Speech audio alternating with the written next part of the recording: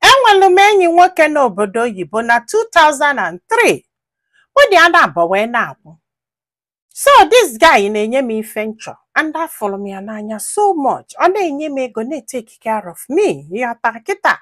After 1 year, sị m na ya chọrọ ije fụ ndị be anyị. So ụdị a na-abọ jebe luo ndị be anyị na-atị like anya so much. Ịmagolu na-atasị anya ekwusie na mụ na ya na-abọ ga-anụ di na nwunye. So o wee na-achighe wee mesịa wee chigetekwa azụ wee kpọzialụ m ka o jefu ndị be nke ya o. Anyị wee luo ebe afọ. O wee bụlụ na ụmụnne na-atọ ofu nwaanyị na nwoke na-abụ gbara ala. Nya na fa gbara ala, nya na fa nwelu isi gara gara. Ịghọtago kịta na fa bụ amụrụ m ife m ga-akpụ ya akpọ because achọrọ m ikwu okwu dị somehow. Ọfụ ịghọtago mana unu amagolo ife bụ isi gara gara mara ife bụ ala.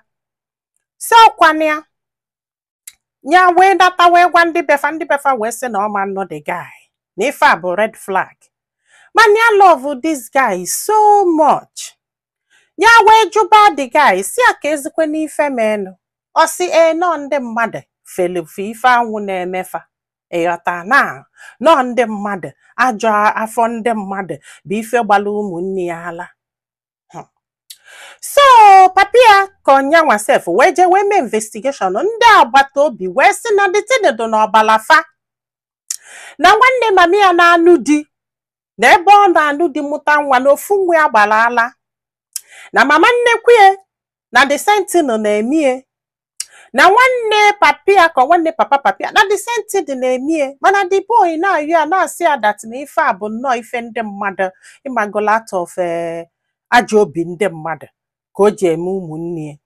Ọ sị m nne nya love ka this guy na o nwere ife this guy ya adịghị mana ndị befa sị mba na nke a ama mme mana nyanwa ya na-eche ka ọnya gaa n'iru jee nọba this guy.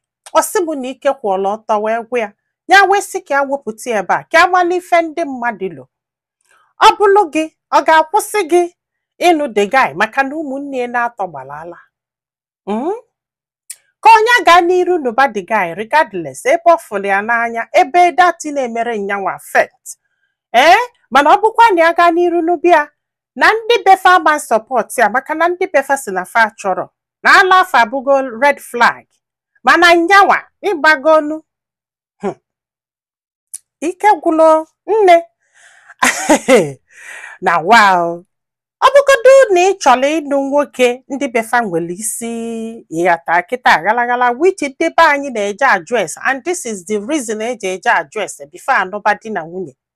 Mana afọ bụ na love this guy chọrọ ịnụ ya which I told you before wee sị gị na ọ bụgodulu na afe nwere isi galagala. Do you understand? Na marriage ọbụla ị chọrọ ịbanye na ya o wee bụ na ndị bụ na sọpọtụrụ ya not even one person sọpọtụrụ gị. Marriage afọ mma sọpọtụ gị ka ije na ya o. Yes, this is me. Mmadụ kwesịrị ọ ga-anụ di ndị onwe sọpọtụ ndị befa mịa fọziala ife a na-anụ kịta si na ọdị nka na-agba gbasa nka na-agba akụlụ onye adobe nka na-agba akụlụ onye adobe amazụkwụ m ife a na-anụ sef si na nwaanyị. I don't know maka na mmasị na osisi n'aka nwoke mbịa mmasị na osisi n'aka nwaanyị. Onye nke eghelu odogwu dị edobe n'ala onye nna amụ onye nna ọkụ onye nna onwero nnọọ ụdị anya anara afụ n'iru akwụkwọ. So my dear, marriage ọbụla kịta anọ wee na-achọ ịbanye na ya you need a backbone. Yeah, you need a support system. Yes, mafa agbara ala o mafa ada agbala o mbụ ndị na-achọ ịnọ gị. You need the support of your family to go into marriage. It is very important. Yes, it is. Especially these days. I don't know what is going on. Akwi na anu ihe na-ekwu. Manu na-eji n'ife nkwu wee judge. Gwa anyị filo na comment section. Maka na ọ ga-enyelu this lady aka iji ma ife ọ ga-eme. Manyekwazalụ m aka tụso ozi a ka olu ndị ọzọ ntị ndị be anyị. Daalụnụ ka ọ dị n'ụbọchị ọzọ.